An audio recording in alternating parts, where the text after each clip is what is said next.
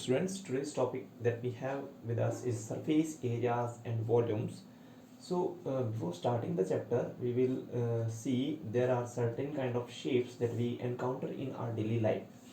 You know that before this, you would have studied about certain classical and standard figures like circle. जैसे circle हमने देखा हुआ है, ठीक है। उसके अलावा हम लोगों ने एक पैरेललोग्राम को देखा है, हम we all know about their properties. इसके अलावा हम लोगों ने कुछ और भी फिगर्स हैं, जैसे ये स्क्वायर भी हो सकता है। हाँ, फिलहाल ये रेक्टेंगल टाइप लग रहा है आप लोगों को, ये स्क्वायर हो सकता है अगर हम इसके डायमेंशंस को मेजर करना स्टार्ट करें, ठीक है। तो ये कुछ फिगर्स हैं जो हम लोग ऑलरेडी रीड कर चुके हैं, तो अब हम थोड़ा सा इसका अपना कंसेप्ट चेंज कर देंगे। देखो, जैसे ये हमारे पास में एक सर्कल है, ठीक है, इसका रेडियस है आर, और ये हमारे पास में एक पैरेललोग्राम है, और ये जो हमारे पास में कोई एक और क्वाड्रिलेटरल है, और ये हमारे पास में let us suppose that this is a square, ठीक है। हमारे पास में एक स्क्वायर है। अब अगर ये स्क्वायर है तो ये सब चीज़ें now I can draw all of them on paper, ठीक है। क्योंकि मैं उनको पेपर पे ड्रॉ कर पा रहा हूँ, इसलिए we call these figures as two dimensional figures, ठीक है। हम इनको टू डायमेंशनल फिगर्स बोलते हैं। अच्छा, अगर इन्हीं टू डायमेंशनल फिगर के अंदर हम कुछ चेंजमेंट करना चाहें तो किस प्रकार से होगा। हम चाहते हैं कि ये जो फिगर्स हैं ये रियल लाइफ में आ जाएं, ठीक है। बट रियल लाइफ में भी ऐसे फिगर तो होते ही हैं, जैसे ये हमारे पास में एक बैंगल हो सकता है, ठीक है, दैट वी वन वियर्स। ये मेरे पास में कोई पीस ऑफ लैंड हो सकता है, या फिर ये मेरे पास में कोई मैच बॉक्स की मैच 6 से बनाया हुआ कोई फिगर हो सकता है, similarly this and similarly this. लेकिन अगर हम इसका इस पर्टिकुलर फिगर को अगर मैं एक रेक्टेंगल मान के चलूँ, that this is not now in this case, ये है नहीं, तो पैरेललोग्राम है, ठीक है। अभी हम पैरेललोग्राम के बारे में बात नहीं करेंगे, हम सर्टेन फिगर, जैसे ये हमारे पास में अगर यहाँ पे 90 डिग्री बना रहा है तो मान लेते हैं कि ये रेक्टेंगल है, ठीक है, और ये मान के चलते हैं कि ये स्क्वायर है। अगर मुझे इसका एरिया निकालना हो तो मैं एरिया कैसे निकालता था, इसका मुझे फॉर्मूला सब लोगों का याद है कि साइड स्क्वायर हो गया, लेंथ इंटू ब्रेथ हो गया, ये हमारे पास में पाई आर स्क्वायर हो गया, इसका half into base into height करके हम दो ट्राइंगल से भी निकाल सकते हैं, ठीक है। तो मतलब दो ट्राइंगल में बांट के निकाल सकते हैं। तो जो भी मेरे पास में इसका सरफेस एरिया है वो क्या चीज़ है और वॉल्यूम क्या चीज़ है वो समझो। देखो, सरफेस एरिया तब कैलकुलेट होता है जब कोई सरफेस बनती है। जैसे इस पेपर के ऊपर मैं अभी लिख रहा हूँ, this is a surface on which I can write. ये जो सरफेस है इसके पास में अगर मैं सरफेस की बाउंड्री चेक करूँ तो you can see here is a margin line. Similarly, suppose that there is a margin line at the bottom, a margin line at the right hand side, and a margin line at the topmost layer. In margin line को हम लोग बोलते हैं perimeter या फिर circumference, ठीक है। तो उसको तो हमने यहाँ पे पढ़ लिया ऑलरेडी, जो हम पहले से जानते हैं। लेकिन अगर मुझे सरफेस एरिया बोला जाए तो हम लोग क्या बोलते हैं, किसी पेरीमीटर के अंदर जो एनक्लोज्ड स्पेस है, जो भी जगह घिरी हुई है टू डायमेंशनल के अंदर, उसको हम लोग बोलते हैं सरफेस एरिया, क्योंकि वो एक सरफेस बन चुका है। जैसे आप लोग बर्थडे केक खाते हैं, ठीक है, तो बर्थडे केक के जो बेस होता है, उसका जो बेस बनता है वो आपने देखा होगा एक कार्डबोर्ड से बनता है। कार्डबोर्ड जो होता है वो मोस्टली सर्कुलर होता है। तो वो जो सर्कुलर बेस आपने देखा है, उस बेस को ही हम लोग सरफेस एरिया बोलते हैं, क्योंकि वो जो बेस है अगर उसकी हाइट को अगर 1 मिनट के लिए हम लोग नेगलेक्ट कर दें तो वो मेरे पास में टू डायमेंशनल फिगर बचता है, ठीक है। चलो, अगर वहाँ से भी आपका आइडिया जनरेट नहीं हो पा रहा तो आप इसी पेपर को समझो। अगर मैं बोलूँ कि इस पेपर का कितना एरिया है, तो मैं एरिया करने के लिए देखूंगा पहले पेपर का शेप कौन सा है, जो मैं देखूंगा कि ये एक रेक्टेंगल शेप में है हाल फिलहाल।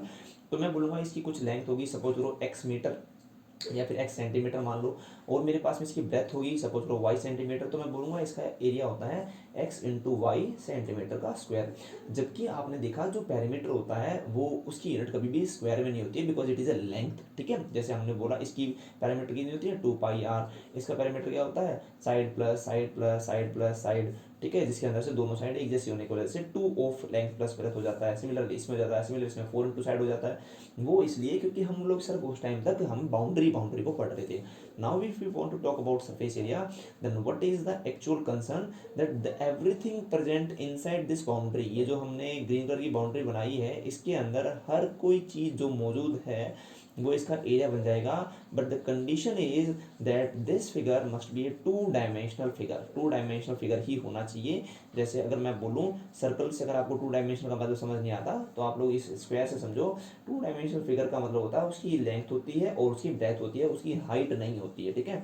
तो सर्कल की भी कोई हाइट नहीं होती है, ठीक है, हमें ये कंसिडर करके चलना है। तो जब जब मैं इसके बीच के अंदर का मटेरियल जो मैंने येलो कलर से हाईलाइट किया है इसको निकालने की कोशिश करूंगा, तो that will be the area of the circle and that is pi are square, that is the surface area of the square. So अब अगर हम लोग इसका बोले तो side square that is the surface area of a square. तो ये sorry pi are square surface area of circle, और ये बन गया pi side square of the surface area of the square बन चुका है। ठीक है, तो मेरा सीधा सा कंसेप्ट ये हुआ कि सरफेस एरिया हम लोग तब कैलकुलेट करते हैं जब हमारे पास में 2D फिगर होता हो। अब हम बात करते हैं वॉल्यूम्स की। ठीक है, देखो वॉल्यूम के बारे में आप लोगों ने पढ़ रखा है पहले से, या फिर पहले से डेली लाइफ में आपने एक्सपीरियंस कर रखा है। जैसे मेरे पास में बॉटल होती है, ठीक है, वाटर की, उस वाटर बॉटल का मोस्टली जो कैपेसिटी होती है उसको हम लोग बोलते हैं, जैसे मान लो 1 लीटर की बॉटल है या फिर 2 लीटर की बॉटल है। ये जो हम लोग लीटर लीटर ये वर्ड यूज़ कर रहे हैं, ये जो लीटर वर्ड है ये क्यों आया, क्योंकि इस बॉटल के पास में 3 तरह के डायमेंशंस हैं। इसकी अगर आप देखोगे तो लेंथ भी है, ठीक है, इसके आप देखोगे तो इसके एंड पॉइंट जो है वो सर्कुलर शेप के हैं। तो कभी कभी हमारे पास ऐसी बॉटल भी होती हैं जिनकी शेप कुछ ऐसी होती है, ठीक है, वो बॉटल कुछ इस प्रकार से बनी हुई होती है जिसको हम लोग बॉक्स बॉटल भी बोलते हैं। ठीक है, तो ऐसे में क्या होता है कि इसका अगर मैं ऑब्जर्वेशन करूं तो मेरे को मिलेगा जो बॉटम पार्ट है उसके पास में लेंथ है, ये रही मेरे पास में लेंथ, इसकी ब्रेथ है जो कि इस प्रकार से है, और यहाँ पर इसकी हाइट भी है। इसके पास में तीन तीन तरह के डायमेंशन हैं। अगर 3 तरह के डायमेंशन हैं तो ये फिगर 3D फिगर कहलाता है। जैसे आपके पास में कुछ और एग्जांपल 3D की हैं, मैच बॉक्स जो आप लोगों ने देखा होगा, या फिर चॉक बॉक्स जो आप लोग घर पे देखते ही हैं। तो ये सारे के सारे जो फिगर हैं वो 3D फिगर कहलाते हैं। ठीक है, तो इन 3D फिगर के अंदर जब हम इनके बीच का मतलब जो टोटल बाउंड्रीज हैं उनकी बाउंड्री के बीच में कुछ भी जो इंक्लूड हो रहा है उसके बारे में जब भी हम बातें करते हैं then we talk about volume के बारे में हम कंसिडर करते हैं। ठीक है, तो कुछ और फिगर हम लोग यहाँ पे बनाते हैं।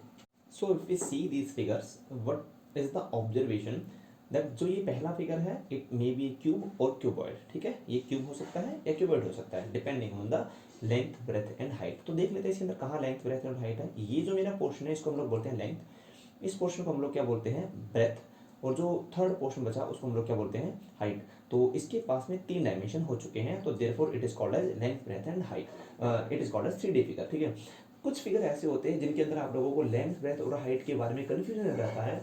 तो मैं आप लोगों को सीधा सा एक ट्रिक बताता हूँ कि कैसे उसके बारे में पता करना आप लोगों को।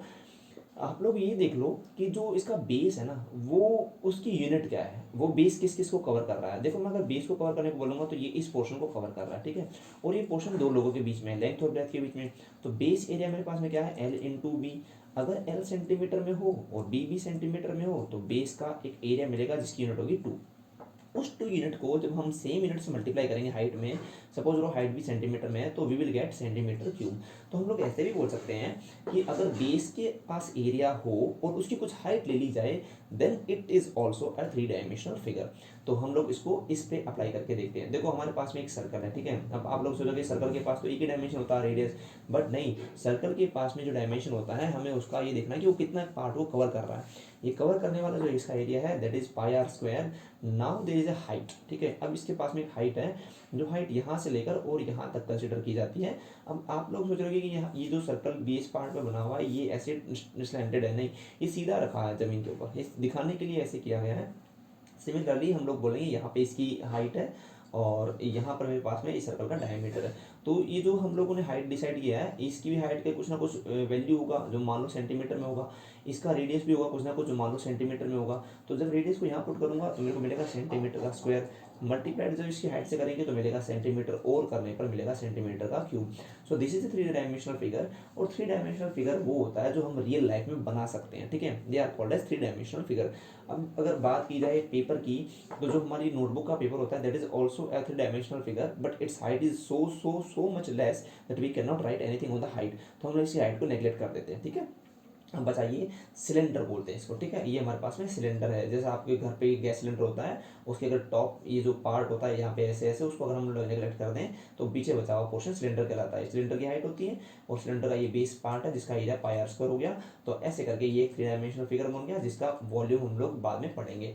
और सिमिलरली ये मेरे पास में अब एक लास्ट जो कंसेप्ट आपके पास में कि ये मेरे पास में मान लो बेंगल है, ठीक है, बेंगल। अब अगर इस बेंगल को मैं रोटेट करना स्टार्ट करूँ, ये जो मैंने रेड लाइन बनाई है तो मैं कुछ एरो ऐसे बनाता हूँ। देखो बेंगल को आपको क्या करना है रोटेट करना है, ठीक है, और ये मान के चलना है कि यहाँ से लेकर और यहाँ तक ये किसी दीवार से अटैच है, सपोज करो यहाँ पे दो पैग्स हैं या फिर दो स्क्रूज हैं, उनसे ये अटैच है, ठीक है। Now you want to rotate it, ठीक है। अब आप इसको उसको रोटेट करोगे, आप इसको क्या करोगे, जो ये पॉइंट मैं बना रहा हूँ, ये रेड पॉइंट, इस पॉइंट से आप इसको अपनी तरफ पुल करोगे। पुल करोगे तो I hope you can understand that this point मैं बना देता हूँ ड्रॉ करके। यहाँ जो ब्लैक पॉइंट है ये नीचे चला जाएगा, ठीक है। अगेन रोटेट करते रहोगे, ऐसे रोटेट करते रहोगे तो एक फिगर जनरेट होगा, और वो जो फिगर जनरेट होगा उसको हम लोग बोलते हैं स्फीयर। क्या बोला जाता है, स्फीयर। स्फीयर का बेस्ट एग्जांपल आपके पास में क्रिकेट की बॉल या फिर basketball, volleyball, handball, they all are example of sphere, ठीक है। तो वो मेरे पास में एक 3 डायमेंशनल फिगर है। तो डे टू डे लाइफ में आप लोगों ने इनको देखा होगा, और इसके अलावा कुछ और भी चीज़ें होती हैं जो हमने डे टू डे लाइफ में देखी हैं, जैसे वो कॉम्बिनेशन से बनती हैं। जैसे आपने दूध का ट्रक देखा होगा या फिर पेट्रोल डीजल का ट्रक देखा होगा। उसमें क्या होता है कि मेरे पास में जैसे ऐसे सिलेंडर टाइप होता है बॉडी बीच में, ठीक है, और जो बीच का बॉडी सिलेंड्रिकल होता है, लेकिन जो एंड पॉइंट होते हैं उसके वो कर्व होते हैं, ठीक है। और एंड पॉइंट कर्व होने का भी उसके अंदर एक रीजन रहता है जो हम फिर कभी पढ़ेंगे। यहाँ पे एंड पॉइंट कुछ ऐसे होते हैं, ये एंड पॉइंट ऐसे होते हैं, और ये हमारे पास में अगर देखा जाए तो कॉम्बिनेशन से बना है। देखो कॉम्बिनेशन से क्यों बना है, क्योंकि यहाँ का जो यहाँ से लेकर यहाँ तक का पोर्शन है, इसके राइट हैंड साइड में ये एक अलग तरह का पोर्शन है, और यहाँ के जो लेफ्ट में है वो एक अलग तरह का पोर्शन है, बीच का पोर्शन अलग तरीके का है। तो इन्हीं क्वेश्चन को कुछ हम लोग पढ़ना चाहते हैं, ठीक है। तो ये हमारा कुछ कंसेप्ट रहेगा। अच्छा, जैसे अब ये मेरे पास में ऊपर सेकंड फिगर जो था, इसको हम लोग बोलते हैं कोन। अगर मैं कोन को देखूं तो ये अब जो कोन है वो सीधा है, ठीक है। कभी कभी हमारे क्वेश्चन में आएगा इन्वर्टेड कोन। तो इन्वर्टेड कोन ऐसा होता है क्योंकि इन्वर्टेड कोन टिक नहीं सकता, क्योंकि हम समझ सकते हैं कि अगर इन्वर्टेड कोन को यहाँ रख दिया जाए तो बैलेंस नहीं बनेगा, वो गिर जाएगा, ठीक है।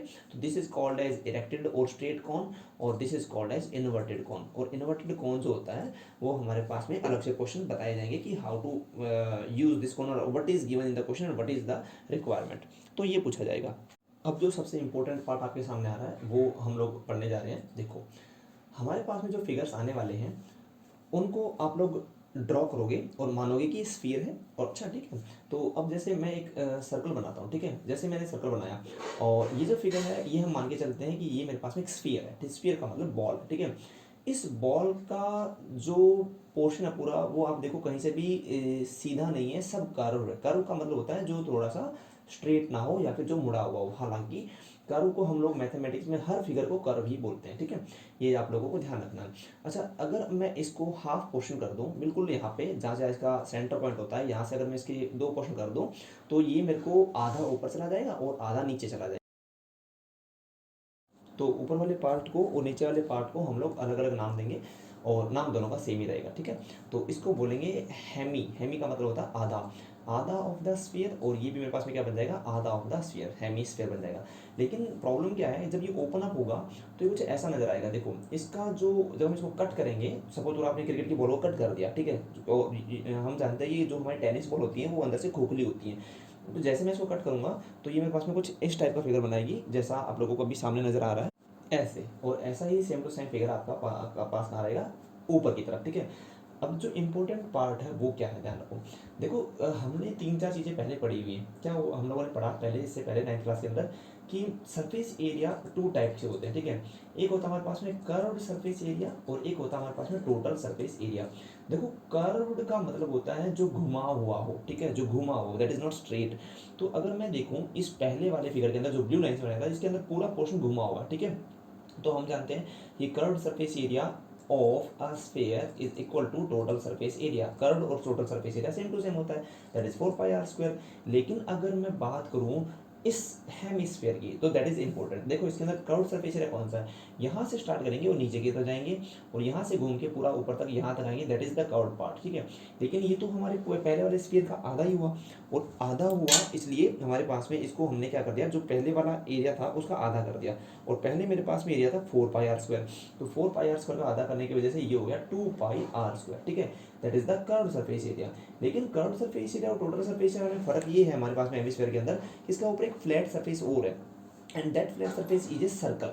ये सर्कल है, क्योंकि जब हम किसी टेनिस बॉल को काट देते हैं और फिर उसको हम अच्छे से, जैसे सपोज मैं इस बॉल को अगर यहाँ इसको ज़मीन पर रख दूँ और उसमें थोड़ा सा भी मूवमेंट टच हुआ तो ये मूवमेंट लग जाएगी, लेकिन अगर इसी बॉल को मैं उल्टा करके ज़मीन पर रख दूँ तो ये मूवमेंट नहीं कर पाएगा, ठीक है, वो वहाँ पे फिट हो जाएगा। That is because the part is linear या फिर स्ट्रेट पार्ट है, ठीक है।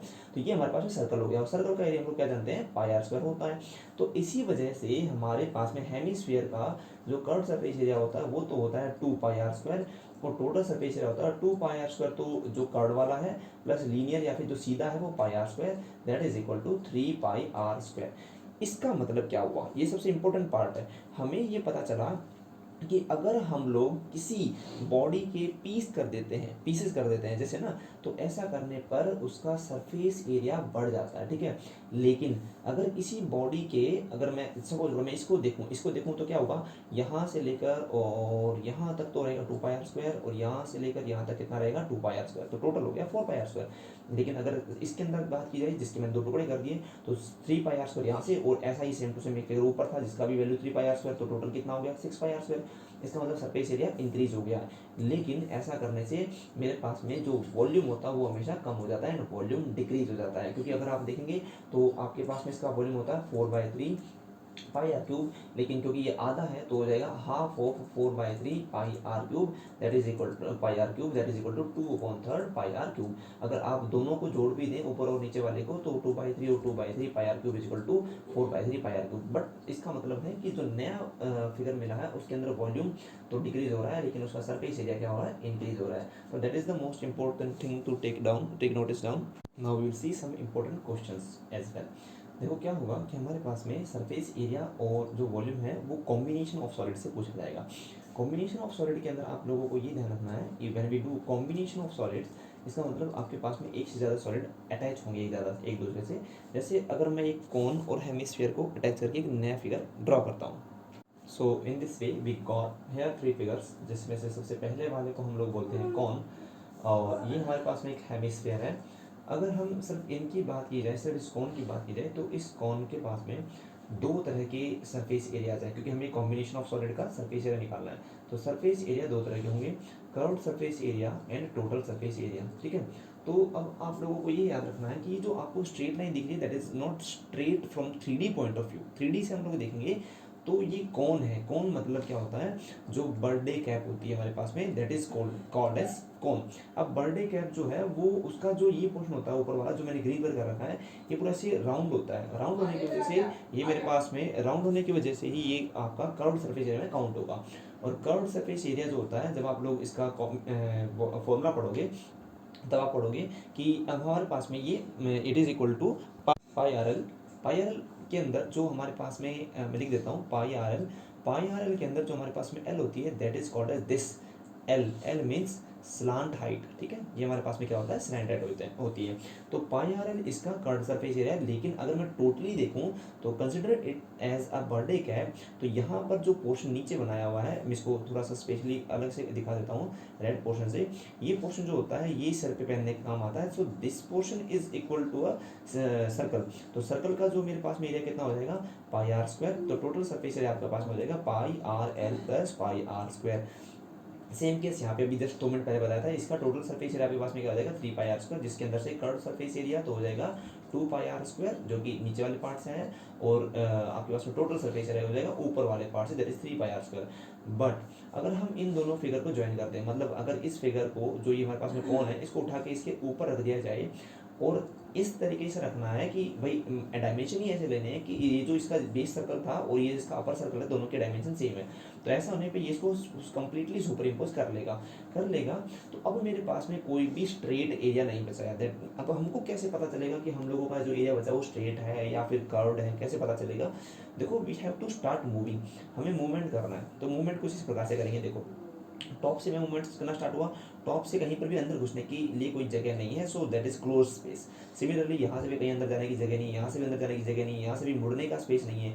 इससे पहले वाले फिगर के अंदर यहाँ से आप मुड़ सकते थे इस साइड, जैसे मैं कोन में बता रहा हूँ, लेकिन जैसे ही आप लोग यहाँ पे मुड़ने की कोशिश करोगे तो यहाँ पे पैक है और आप हेमिस्फीयर पे चले जाओगे, ठीक है। तो हेमिस्फीयर पे चले गए, हेमिस्फीयर पे चले गए, फिर हेमिस्फीयर पे चलते रहे, और फिर यहाँ पे अभी भी बंद है तो हम वापस कहाँ चले जाएंगे, ऊपर। तो जो मैंने येलो कलर की बाउंड्री किया है, यहाँ पर हम लोग मूवमेंट कर सकते हैं, जबकि इस वाले केस के अंदर जो मेरे पास में पहला हेमिस्फीयर, तो कहाँ का मूवमेंट कर सकते हैं, यहाँ से चलते हुए यहाँ मूवमेंट करते हुए I can easily go on this part of the circle and also on the this part of the circle। तो इसलिए मुझे पता चलता है कि कब मुझे कर्व सरफेस एरिया लेना है और कब मुझे टोटल सरफेस एरिया लेना है। तो अब जो मेरे पास में area combination of the figure है, उसके अकॉर्डिंग इसका एरिया कैसे निकलेगा, इसका सिर्फ कर्व्ड पार्ट बचा, कर्व्ड सरफेस एरिया, टोटल वाला तो छुप गया, सॉरी जो स्टेट था वो छुप गया, और इसका भी क्या बचा, कर्व्ड सरफेस एरिया बचा, तो जो बाकी वाला तो छुप गया। तो what is the area of this combined figure, that is the curved surface area of your जो आपने बनाया हुआ cone and plus curved surface area of hemisphere.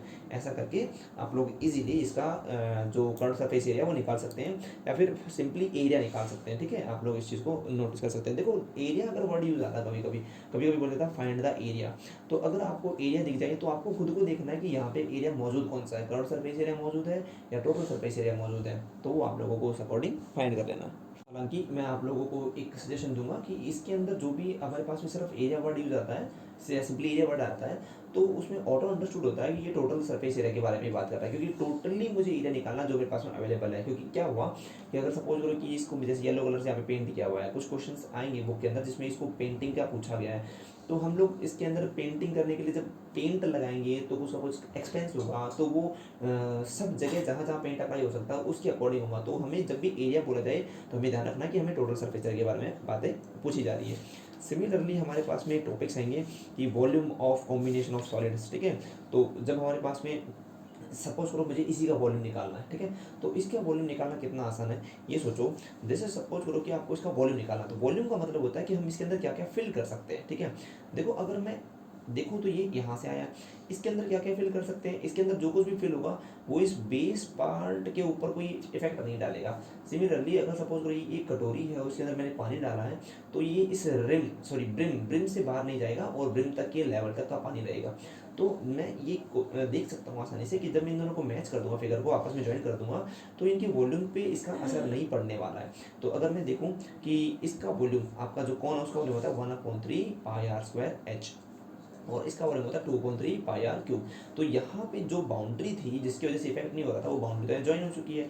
तो अगर इसके अंदर पानी भर देंगे तो that will be equal to volume of the new model, या फिर न्यू जो भी आपका कॉम्बिनेशन ऑफ फिगर है उसका volume, that will be equal to volume of this upper part 1/3 pi are square h plus volume of this base part 2/3 pi are cube. तो ऐसे करके आप लोगों का इसका वॉल्यूम भी निकालना है। और जो सबसे इंपॉर्टेंट चीज़ ध्यान रखने के लायक वो है कि जब हम किसी सपोज करो हमने ये मेरे पास में कुछ ऐसा क्यूबॉइड है, ठीक है, और हमने इस क्यूबॉइड को काट दिया, ठीक है, या सपोज करो एक चॉकलेट है और हमने इसको काट दिया, तो ऐसा करने से जैसे चॉकलेट 2 पीस कर दिया, तो ऐसा करने से एक किसी लड़के को दे दी और एक किसी लड़के को दे दी, तो दोनों के पास टोटल चॉकलेट से कम चॉकलेट आई, that is the volume decrease, volume decrease हो गया।